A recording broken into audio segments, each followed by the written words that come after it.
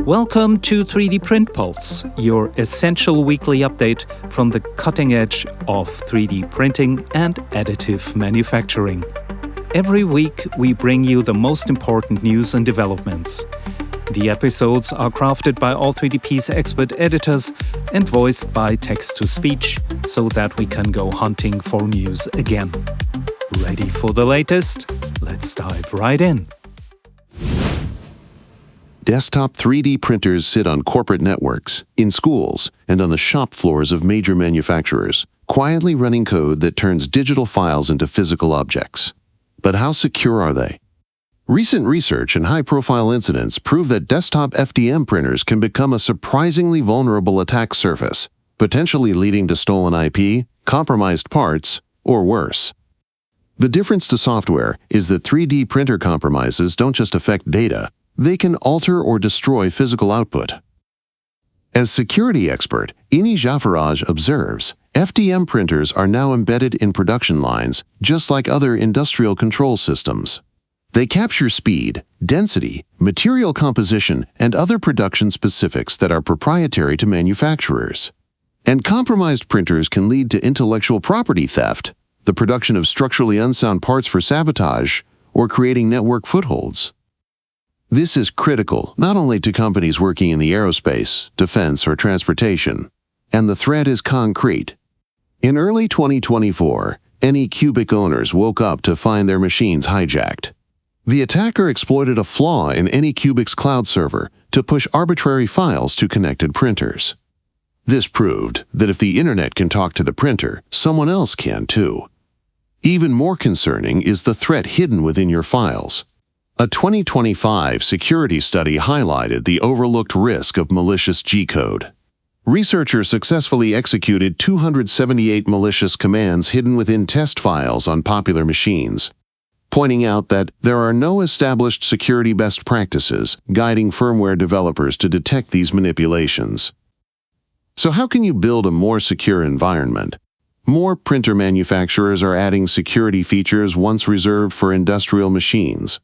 Ultimaker launched its secure line in September 2025, purpose-built to be air-gapped out of the box by stripping out risky hardware like cameras and Wi-Fi modules. The Prusa Pro HT90 was built for enterprise environments, including options to run it completely offline by removing the Wi-Fi for secure cells. Similarly, the Bambu Lab H2D Pro is built for security-conscious customers, offering modern management conveniences alongside features like WPA2 Enterprise Ethernet and a physical Wi-Fi kill switch. Ultimately, responsibility isn't solely on the shoulders of vendors. Makers and businesses alike need to adopt standard practices, such as changing all default passwords immediately and controlling physical access. Your 3D printer isn't just a tool, it's part of your network, and it deserves the same security attention as any other connected device.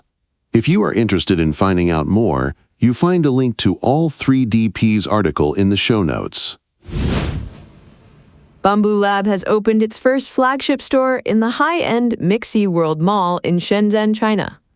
This move signals the beginning of what the company calls a wave of physical locations, both domestically and internationally. The 244 square meter space aims to transform 3D printing from an abstract technology into a tangible consumer experience. Visitors can see the company's full range of printers and accessories, including their maker supply ecosystem. The centerpiece is a large diorama display of their modular cyberbrick building blocks. This high-profile retail push is a clear effort to cement Bambu Lab's status as a consumer tech brand.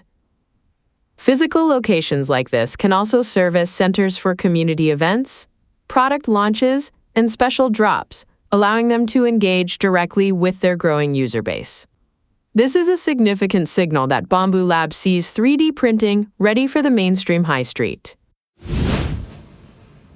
The most successful 3D printer crowdfunding campaign in history has officially closed its books, and the numbers are staggering. We are talking about the Snapmaker U1, which mustered over $20 million from more than 20,000 backers. This campaign didn't just meet its goal, it smashed records, surpassing the previous record holder in less than 48 hours.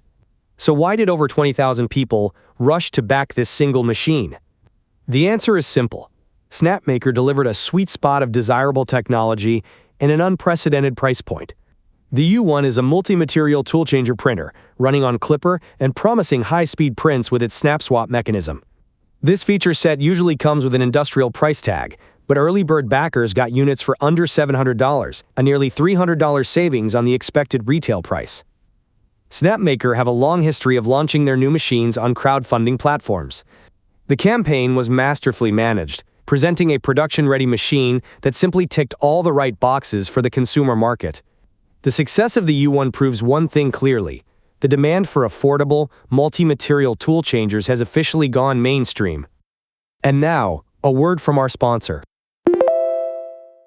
Are you a designer, engineer, or hobbyist looking to bring your ideas to life? Stop searching for the perfect manufacturing partner.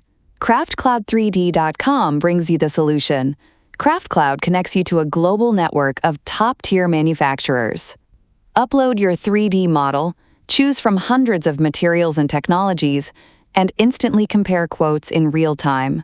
Get the best price on industrial quality parts, from prototyping to production, delivered right to your door.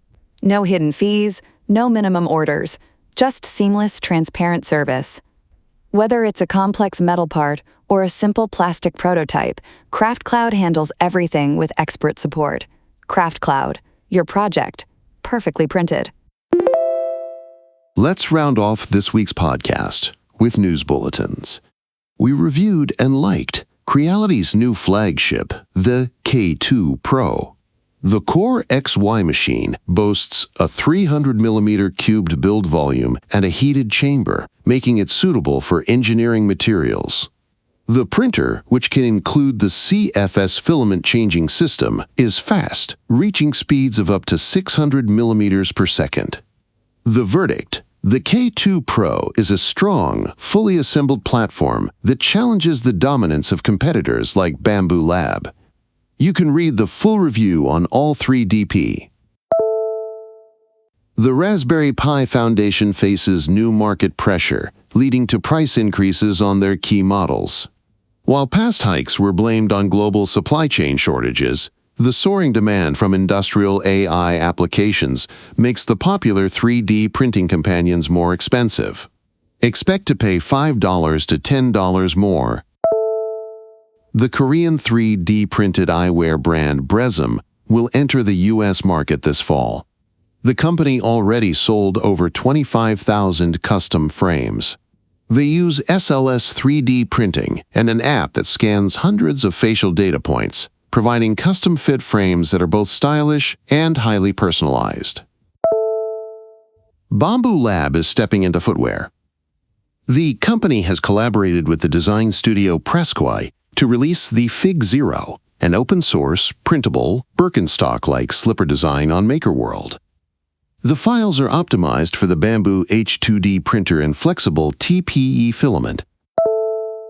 FBI Director Patel has caused a diplomatic stir during a visit to New Zealand. Patel presented senior police and spy bosses with gifts of inoperable 3D printed replica pistols. However, New Zealand's strict gun laws treat the replicas as potentially operable firearms, making them illegal to possess. Authorities instructed that the pistols be surrendered and destroyed to ensure compliance with local firearms laws. That's it from the weekly roundup from the world of 3D printing. As usual, you can find all the links in the show notes. Thank you to our sponsor Craftcloud, and remember, you can always find more in-depth articles, reviews and guides at all3dp.com. Don't forget to subscribe and leave us a rating or review. It really helps us to bring these updates to even more 3D printing enthusiasts like you. Join us next week for another rapid-fire update. Until then, happy printing!